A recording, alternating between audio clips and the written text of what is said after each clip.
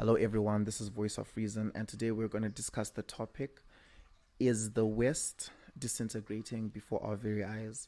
And there are a few reasons why I think this might be the case, right? And the first reason is, first of all, Donald Trump seems to be doing whatever he can to make America lose its soft power, right?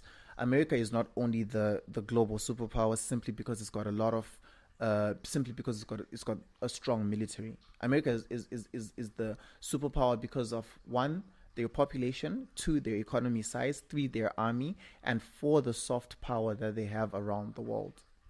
US aid, all the countries that America funds, all that is America ensuring that they've got soft power and they've got a grip on every part of the world because of two reasons. One, because as that money moves, they understand how the money is moving in the countries where they're putting the money, so they know more about those countries. And the second thing is, as long as you're giving someone money, to some extent, they are subservient to you. So a lot of countries in the world have been subservient to America, not only because of its military force, because it's not every country that America can, of course they've got the capability, they can attack any country, but it's not every country that they control by attacking. For a lot of countries, it's been this soft power that they've been using.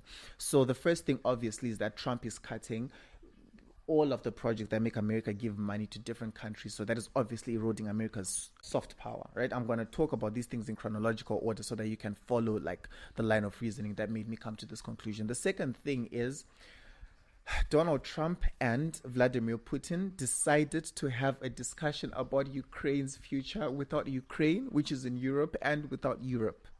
I repeat, Donald Trump decided to discuss Ukraine's future without Ukraine and without any European country, right? And of course, that created chaos, obviously, in Ukraine and in Europe as well. Now, the third one is the speech that J.D. Vance gave at the security summit that was in Munich that just ended in Germany. He lectured Europeans on how he essentially was saying he wants them to be more right-leaning, like free speech, closed borders, and things like that. He was basically giving a political rally, a Republican political rally to Europeans, basically. But the point is, he lectured them the entire speech. He did not mention Ukraine nearly enough, if at all. But the entire speech, he was lecturing Europe on why they should be more right-leaning, basically, and they shouldn't ban political parties and whatnot. Basically, he said that they are not, they seem to be drifting away from the democracies that make them and America one, and so he decided to give them a lecture.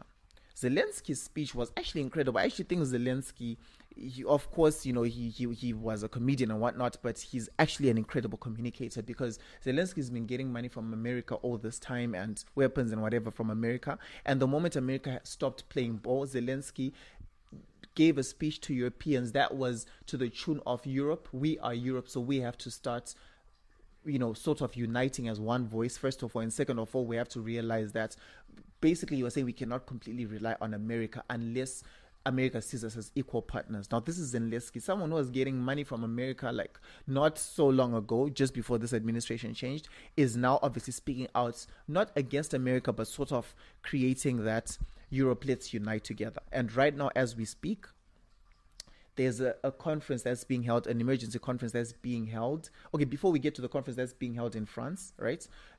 We also have America saying they're going to go to Saudi Arabia to discuss peace talks with Vladimir Putin, and Europe is, for the lack of a better term, not invited. They've just been blue ticked. Apparently they cannot attend this event. Of course, maybe they might end up attending it if they push hard enough, but the point is the Trump administration has been very clear that they don't want them to attend. The last thing is, now there's an emergency meeting that has been called by Emmanuel Macron in France to discuss, what's going on right now. So my question is, these drifts that obviously the leadership of Donald Trump has brought, first of all, eroding America's soft power, and now seeming to not, Europe, Canada is a very small, big, very good country, but slightly insignificant on the global scale. Europe is basically America's most reliable, powerful partner, the entire continent of Europe. So seeing Europe and America drift apart, actually makes it very interesting. Either that's going to bring Europe closer together. Obviously, they're going to realize that they have to speak with one voice. I've even seen talks about the, I don't know, Federation of Europe, United States of Europe, and whatever. Of course, that's a bit far-fetched. We don't know where that would get. So, but we do understand that might make Europe realize that they have to tie closer together, or America might actually just pull away and start doing things its own way because of the next 4 years, and that might actually make the West sort of fragment in some ways or another. This is just an interesting thought that I've had, the way things have been moving, and we haven't even talked about America's support of Israel and how Emmanuel Macron was opposing that support of Israel not so long ago, publicly opposing what was going on with, the unconditional support that Israel was getting. That's also another point of contention. And basically what we're seeing here is, America is lecturing Europe on how to behave, and Europe is lecturing America on how to behave. And, considering that this is the civilized world, there might be a rift that might be tearing up in among the Western countries and the Western allies. So it's a sight to see. Every country has to really think about their position on the global scale right now, because times like this always create opportunities for certain countries to come up on top. Obviously, China is going to be a natural beneficiary of everything that's going on. That goes without saying, but let's see how this plays out. I really, for the sake of America, hope that Donald Trump knows what he is doing, because he is either going to be creating some incredible, not a revolution as such, but he's going to either do something incredible or totally just erode America's power, because the way that he is moving, it can only end in one of those two ways. It can't just be like an in the middle ending. Like, it's not going to be a vanilla presidency like what Joe Biden had. It's going to be something that's either radically good or radically horrible, and we're here to see it. This is Voice of Reason. If you like having interesting conversations about things that are happening in the world, don't forget to follow, subscribe, share, leave a comment on what you think, and yeah, let's have conversations about this and many other topics in the future. This is Voice of Reason. See you next time.